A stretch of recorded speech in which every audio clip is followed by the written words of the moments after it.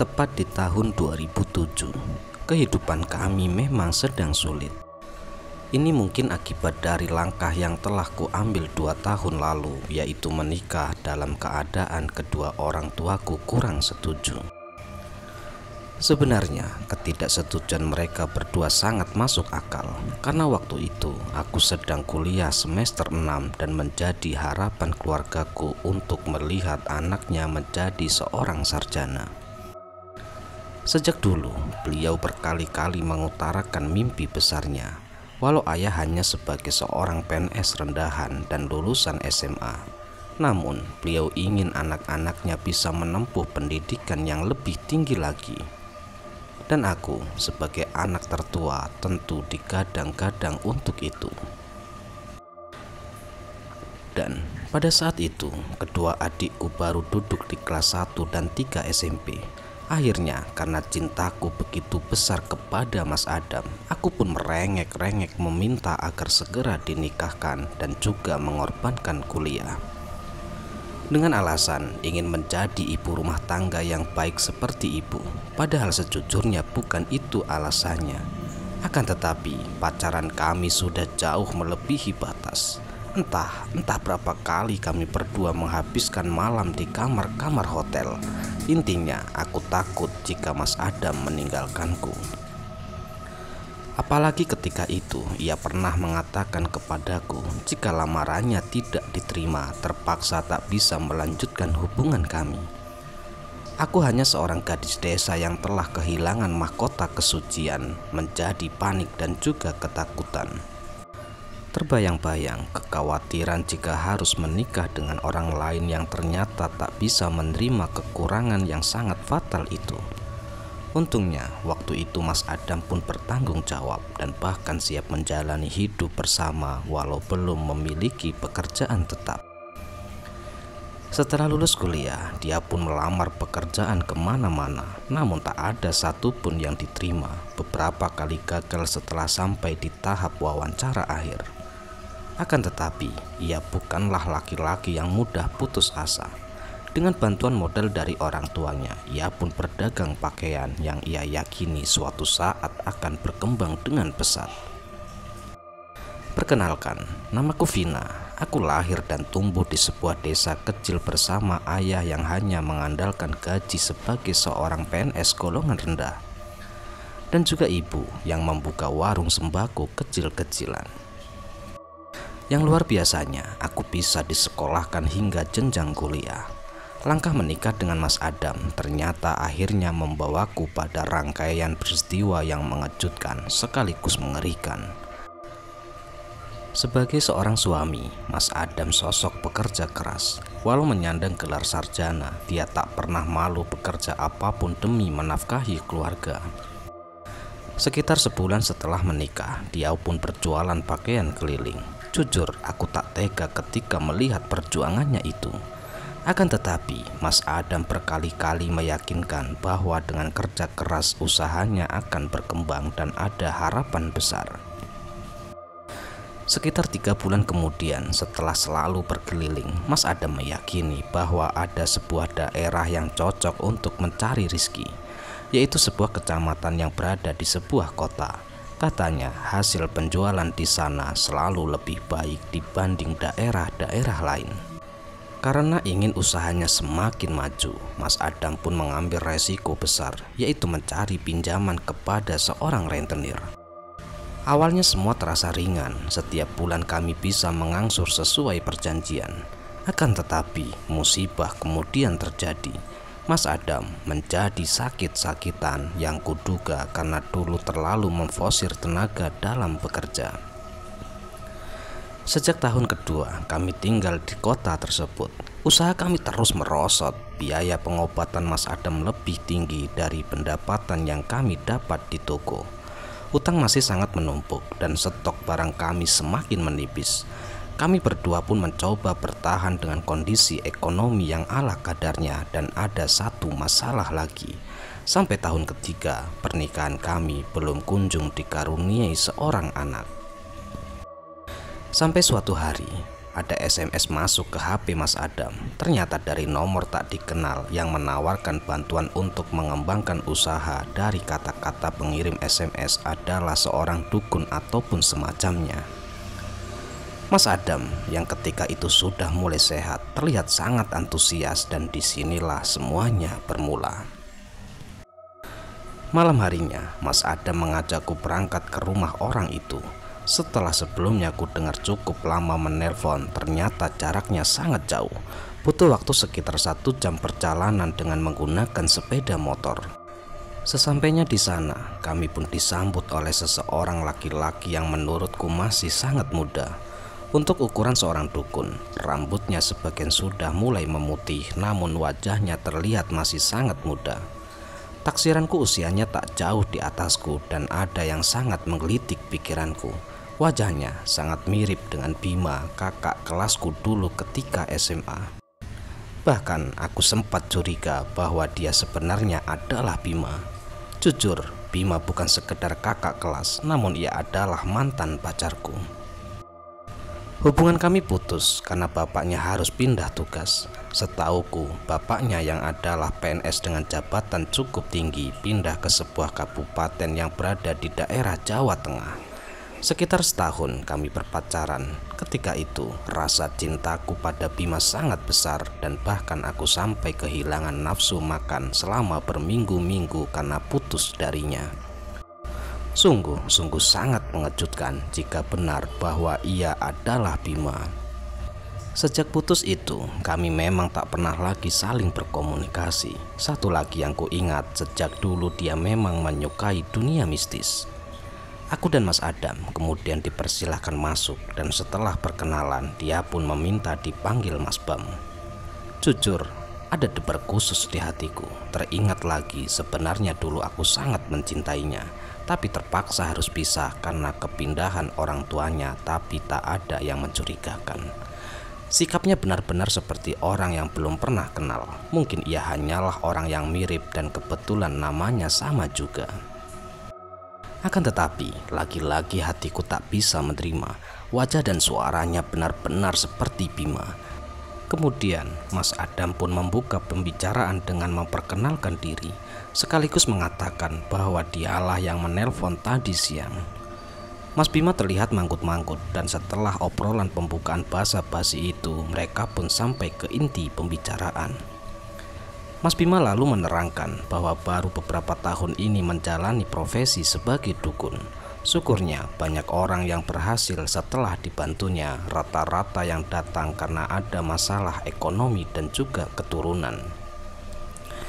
Mas Adam yang memang antusias sejak tadi siang lalu berbisik kepadaku bahwa dia memang juga ingin segera mendapat momongan. Aku berkali-kali mencuri pandang kepada dukun muda ini, namun dia tetap bersikap sangat biasa. Entahlah apa dia mungkin memang bukan Bima, atau ia pintar berpura-pura tak mengenalku. Rasanya mustahil jika dia lupa dengan wajahku. Mas Adam kemudian mengatakan bahwa kedatangan kali ini adalah untuk tujuan kekayaan dan juga keturunan. Lagi-lagi Mas Bima manggut-manggut, lalu mengatakan semua itu bisa dibantu dengan aneka ritual. Aku yang mulai merinding mendengar kata-kata ritual, lalu sangat penasaran dan memberanikan diri untuk bertanya. Maaf Mas, apa ini termasuk pesugihan? Mas Adam yang terkejut segera mencubit pahaku. Mungkin baginya pertanyaan semacam itu tak pantas dilontarkan. Jawaban Mas Bima menurutku mengambang. Dia memberi keterangan dengan cukup panjang. Begini ya, kalau yang dimaksud pesugihan itu sesuatu yang dijalani dengan ritual berat, ini adalah pesugihan. Tapi jika yang dimaksud pesugihan adalah cara mencari kekayaan dengan tumbal, maka ini bukan pesugihan. Kata-kata itu diucapkan dengan sangat jelas. Aku yakin dari rangkaian kalimatnya dukun muda ini adalah orang yang berpendidikan, dan cara merangkai seperti itu lagi-lagi mengingatkan sekaligus membuat kecurigaanku semakin kuat bahwa dia adalah Bima, mantan pacarku dulu. Kemudian yang bisa kutangkap dari jawaban itu adalah sebuah pesugihan tanpa tumbal. Mas Adam lalu menanyakan apa saja yang harus kami siapkan, sekaligus meyakinkan Mas Bima bahwa dia sudah mantap memilih jalan ini. Siapkan saja kemenyan, bunga 7 rupa, 2 biji kelapa muda, dan 2 ekor ayam cemani. Itu semua sudah cukup untuk kekayaan dan keturunan. Begitulah jawaban dari Mas Bima. Suamiku pun menyanggupinya, dan setelah lanjut obrolan yang cukup panjang, kami pun berpamitan untuk pulang. Mas Adam berjanji besok malam akan datang dengan membawa semua yang dibutuhkan untuk ritual. Sesampai di rumah, aku mengajak Mas Adam diskusi dengan serius, terutama karena aku merasa ini adalah jalan pesugihan yang sama sekali tak terbayang sebelumnya. Akan tetapi, Mas Adam bersikukuh bahwa ini bukanlah pesugihan, dan andai ini adalah pesugihan, tetap akan ditempuh karena tidak membutuhkan tumbal. Sebenarnya, aku tak sepenuhnya sependapat, namun lalu sadar bahwa kondisi ekonomi kami sedang sangat terpuruk. Dan mungkin bisa jadi ini adalah jalan untuk menemukan solusi. Singkat cerita, dari pagi kami tak membuka toko untuk fokus mempersiapkan kelengkapan ritual, dan malam harinya kami ke rumah Mas Bima lagi. Sesampainya di sana, ternyata ada sepasang suami istri yang sedang berbincang dengan Mas Bima. Aku yakin mereka berduka juga adalah pasiennya. Setelah mereka pulang, kami pun dipersilahkan masuk dan Mas Bima memberi briefing singkat. Awalnya, Mas Bima meminta semua kelengkapan ritual yang kami bawa dan lalu dia membawanya ke belakang. Konon katanya, dia sendirilah yang akan melakukan ritual awal dengan semua barang itu. Sekitar 10 menit kemudian, dia pun kembali dan lalu mengatakan bahwa ini adalah saatnya ritual puncak. Mas Bima menatapku dan juga suamiku secara bergantian karena hujan kemudian turun dengan sangat deras. Mas Bima sempat menawari kami menginap malam ini, yang lalu dijawab iya oleh suamiku, andai sampai nanti hujan tak juga berhenti. Lalu menjelaskan posisi kami masing-masing ketika ritual nanti. Mas Adam disuruh menunggu di ruang tamu, lalu posisiku dan juga Mas Bima sangat unik. Aku akan dimasukkan dalam sebuah kamar dan dalam kondisi mata tertutup kain hitam, sedangkan Mas Bima akan ada di kamar satunya. Kening Mas Adam berkerut dan Mas Bima sepertinya menyadari kekhawatiran yang dirasakannya. Lalu dengan sangat meyakinkan, Mas Bima menjelaskan bahwa baik kamarku maupun kamarnya akan dikunci dari luar, dan juga Mas Adamlah yang akan memegang kunci itu. Tak lupa, dia menerangkan bahwa nanti ketika ritual telah selesai, Mas Bima akan menggedor pintu kamarnya dari dalam agar Mas Adam datang membuka kuncinya. Ya, ritual ini tidak lama, mungkin hanya butuh waktu sekitar 1 jam. Begitu lanjut dari Mas Bima sembari menatap suamiku Mas Adam. Suamiku pun terlihat bisa menerima dan lalu mengangguk setelah sekali lagi Mas Bima menanyakan kemantapan hatinya. Ritual puncak pun dimulai. Mas Bima mengulurkan selembar kain hitam kepada Mas Adam untuk ditutupkan ke mataku dan diikat di bagian belakang kepala. Bersama Mas Adam pula aku diantar dan lalu dibaringkan di atas kasur. Pesan Mas Bima kepadaku jangan berteriak andai mendengar atau melihat apapun, karena suaminya sebenarnya tidaklah nyata. Mas Bima sempat menunggu kesiapanku yang pasti terlihat jelas begitu takut, dan setelah Mas Adam memberi isyarat kepadaku, aku pun terpaksa mengangguk. Setelah itu, ku dengar pintu kamar dikunci dari luar, dan telingaku bisa menangkap rentetan langkah selanjutnya, bahwa kamar sebelah juga dikunci dan suamiku sepertinya kembali duduk di ruang tamu. Jujur, aku sangat khawatir, bukan hanya tentang dunia gaib yang pasti dilibatkan untuk ritual semacam ini.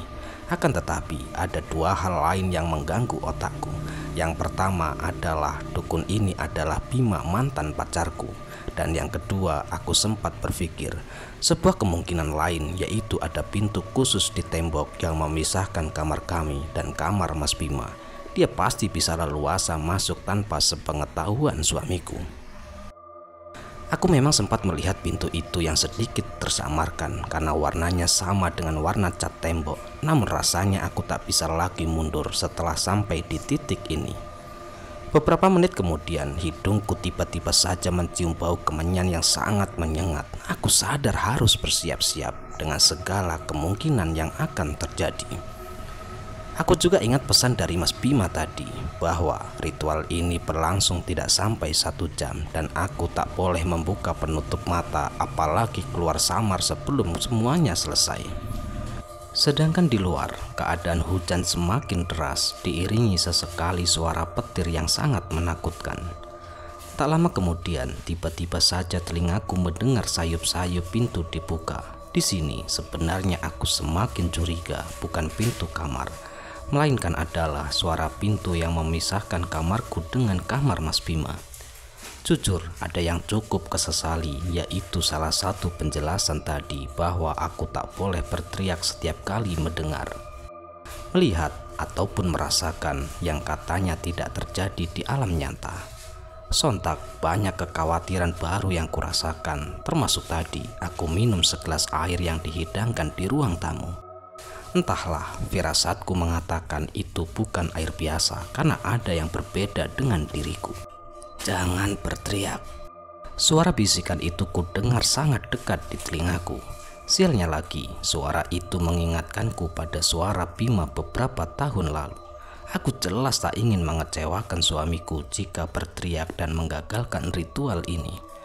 Dan anehnya, aku memang tak ingin berteriak. Tiba-tiba teringat lagi kenangan masa-masa pacaranku dengan Bima, dan entah kenapa aku sangat merindukan itu. Merindukan sentuhan pertama, dan pada akhirnya kurasakan yaitu di tangan sebelah kiri. Aku semakin tergiring pada keyakinan bahwa yang sedang berada di dekatku bukanlah sosok gaib apapun. Akan tetapi dia adalah Bima. Anehnya, perlahan-lahan aku menikmati sentuhan itu, lalu sentuhan yang kurasakan menyebar ke bagian-bagian lain tubuhku. Kukikit bibirku demi melawan semua nafsu yang tiba-tiba datang. Akan tetapi aku gagal melakukan. Dan semakin lama semuanya membuatku semakin merasa nyaman. Dan itu semua berlanjut menjadi semakin panas. Kurasakan bibirku dicium, dan yang terjadi berikutnya adalah pakaianku dilucuti satu persatu. Lagi-lagi tak ada niatku sama sekali untuk berteriak. Aku dan makhluk entah siapa itu lalu menuntaskan semuanya.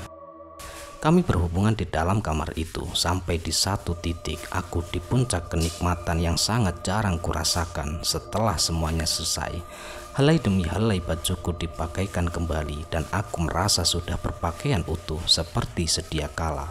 Tak lama kemudian mendaratlah sebuah kecupan di bibirku. Aku tak bergeming dan telingaku lalu mendengar suara pintu yang ditutup kembali.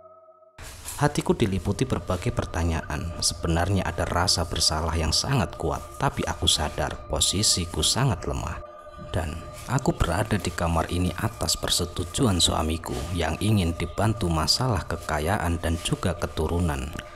Yang jelas, aku tak berniat menceritakan apa yang baru terjadi dan kunikmati karena pasti akan membuat suamiku cemburu dan juga kecewa.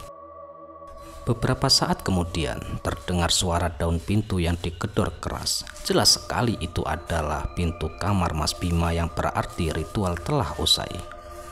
Langkah Mas Adam lalu terdengar memasuki kamarku dan kain penutup mataku lalu dilepaskannya. Kami kemudian melangkah kembali ke ruang tamu. Di sana Mas Bima mengatakan bahwa menurut penerawangan gaibnya ritual ini sepertinya akan berhasil. Mas Adam terlihat berbinar mendengar itu. Kata Mas Bima lagi, karena sekarang malam Jumat, maka kami harus datang lagi di setiap malam Jumat selama 2 kali. Setelah itu, kami diminta datang di setiap malam bulan purnama. Mas Adam berkali-kali mengucapkan terima kasih, dan karena hujan mulai mereda, kami pun berpamitan untuk pulang. Tak lupa, Mas Adam mengulurkan amplop sembari meminta maaf karena jumlahnya tak seberapa. Singkat cerita, kami pun pulang tak ada percakapan sama sekali selama perjalanan karena kondisi udara yang sangat dingin. Sesampainya di rumah, Mas Adam mencecar dengan banyak sekali pertanyaan, termasuk apa yang dilihat atau yang kurasakan selama di dalam kamar tadi dan apakah ada orang lain di sana. Kali ini aku harus berbohong, aku hanya bercerita bahwa di dalam kamar tadi tercium bau kemenyan yang sangat kuat. dan sepertinya ada makhluk yang sangat lama berdiri dan berputar-putar di dekatku. Akan tetapi karena mataku tertutup, aku tak bisa melihat apapun. Aku juga mengaku merinding karena mungkin itu adalah makhluk halus atau semacamnya. Padahal jujur tadi merindingku sama sekali bukan karena itu, namun karena aneka perasaan aneh yang mengerucut pada kenangan-kenangan lama dengan mantan pacarku, serta kenyamanan dan kenikmatan yang kurasakan. Waktu pun berjalan dan sepertinya Mas Bima benar-benar sakti. Sejak hari kedua setelah datang dari sana, toko kami benar-benar ramai. Stok pakaian yang menurutku tidak terlalu bagus secara ajaib hampir semuanya terjual. Bahkan sebelum seminggu kami harus berbelanja di Surabaya. Mas Adam terlihat sangat senang, usaha yang dulu hampir berhenti kini bangkit dan tak bisa dipercaya. Berkali-kali ia mengatakan bahwa Mas Bima benar-benar dukun yang bisa diandalkan. Malam Jumat berikutnya, kami berdua pun pergi ke rumah Mas Bima lagi. Begitu dipersilahkan duduk, Mas Adam langsung mengulurkan amplop yang cukup tebal sembari mengucapkan terima kasih karena usaha kami telah bangkit secara ajaib. Lagi-lagi Mas Bima manggut-manggut dan lalu memerintahkan kami untuk segera melakukan ritual kedua. Katanya ada acara penting sekitar 1 jam lagi. Seperti minggu lalu, kelengkapan ritual dari kami langsung diterima dan Mas Bima langsung membawa semua barang itu ke arah belakang. Beberapa menit kemudian, dia kembali ke ruang tamu. Yang terjadi berikutnya sama persis dengan minggu lalu. Mataku ditutup dan dimasukkan ke dalam kamar. Dan lagi-lagi Mas Adam disuruh menunggu di ruang tamu sampai semua ritual selesai. Entah kenapa tak ada lagi ketakutan di hatiku. Yang kurasakan justru adalah kerinduan sekaligus keyakinan yang semakin meninggi bahwa dukun ini adalah Bima dan dia pula yang berjumpa denganku di kamar minggu lalu. Kejadian itu pun berulang lagi di malam Jumat depannya atau malam ketiga ritual. Bahkan aku sangat bersemangat ketika Mas Adam mengajak ke sana. Dalam rentan waktu itu, usaha toko pakaian kami semakin berkembang dengan pesat. Entah mengapa berjalan secepat ini. Sehari setelah ritual kedua, bahkan kami harus mencari seorang karyawan karena mulai kewalahan. Hari demi hari berlalu, kondisi ekonomi pun mulai membaik dan seingatku kami sudah 5 kali berkunjung ke rumah Mas Bima. Dan 5 kali pula aku mengalami petualangan menyenangkan di dalam kamar itu. Setelah ritual kelima, Mas Bima mengatakan bahwa semua rangkaian telah usai dan kami tidak perlu datang lagi kecuali untuk urusan silaturahmi. Singkat cerita, apa yang diinginkan suamiku akhirnya telah tercapai. Toko kami semakin besar, semua hutang sudah lunas, tabungan kami juga cukup banyak, dan yang tidak kalah penting, aku dinyatakan positif hamil oleh dokter. Mas Adam terlihat sangat bergembira, bahkan ia segera mengabari kedua orang tuanya atas berita kebahagiaan ini. Tak lupa, aku pun disuruh menelpon orang tuaku. Mas Adam juga berencana mengajakku berkunjung ke rumah Mas Bima suatu saat nanti untuk berterima kasih setelah anak kami lahir. Semuanya berjalan lancar. Beberapa kali baik orang tuaku maupun orang tua Mas Adam datang untuk berkunjung. Rata-rata menekankan pesan yang sama bahwa karena ini adalah anak pertama, aku harus sangat menjaga diri dan jangan sampai terlalu lelah. Mas Adam, mereka juga berpesan kepadanya untuk selalu menjagaku dan agar karyawan ditambah supaya aku bisa fokus istirahat di rumah. Bulan demi bulan pun berlalu sampai di hari itu di mana aku akan melahirkan. Berbagai kegaulan menghabisi pikiranku dan aku mengalami sesuatu yang sangat mengerikan. Sehari sebelum diantar di rumah sakit, tiba-tiba saja kala itu aku bermimpi berada di dalam sebuah kamar dan tubuhku terasa terikat. Lalu dalam kondisi perut yang sangat besar, tiba-tiba saja ada sekelebat bayangan yang datang. Di mataku itu seperti sesosok manusia yang tak jelas wujudnya. Akan tetapi dari arah belakang posturnya mirip dengan Mas Bima, sang dukun muda yang dari dulu kucurigai sebagai mantan pacarku. Sosok itu berkali-kali mengeluarkan suara aneh yang sangat menakutkan. Sekujur tubuhku kurasakan gemetar. Belum pernah aku mendengar suara semenakutkan itu, bahkan ketika menjalani ritual di rumah Mas Bima yang katanya ada hubungannya dengan dunia gaib. Tiba-tiba entah bagaimana caranya kurasakan ada yang keluar dari dalam perutku dan aku tak lagi merasakan hamil. Begitu kulihat ternyata perutku telah kempes. Janin dalam kandunganku hilang secara ajaib. Spontan aku berteriak dan lalu terbangun dalam pelukan Mas Adam. Karena tak ingin membuatnya khawatir, aku hanya mengatakan baru saja mengalami mimpi buruk. Proses melahirkan ternyata jauh lebih berat dari yang kubayangkan. Bahkan karena rasa sakit yang luar biasa, dokter pun waktu itu memutuskan untuk melakukan operasi sesar yang katanya melihat kondisiku akan sangat berbahaya bagi ibu dan juga si bayi jika harus dipaksa melahirkan secara normal. Mas Adam pun setuju dengan biaya tak lagi menjadi masalah bagi kami. Namun takdir tak bisa ditolak. Bayi yang kulahirkan berjenis kelamin perempuan, namun sayang dia meninggal beberapa saat setelah keluar. Tangisku pun pecah, tak kuhiraukan lagi. Sakit luar biasa yang sebenarnya masih kurasakan. Mas Adam, orang tua, serta mertua sama-sama tenggelam dalam kesedihan itu. Suasana benar-benar memilukan. Bayi kecil itu pun lalu dibawa pulang dan dimakamkan. Aku benar-benar tak kuasa berada dalam kesedihan ini. Teringat lagi berbulan-bulan aku mengandung dan menjaganya. Namun aku lalu sadar kehidupan dan kematian adalah mutlak dalam kekuasaan Tuhan yang Maha Esa. Seminggu kemudian, setelah kondisiku agak membaik, aku pun minta diantar ke kuburan sembari menangis terseduh-seduh. Kupegangi nisan mungil itu, terhampar pula di pikiranku apa yang selama ini sangat mengganggu, bahwa kekayaan dan perkembangan usaha kami yang tiba-tiba melejit.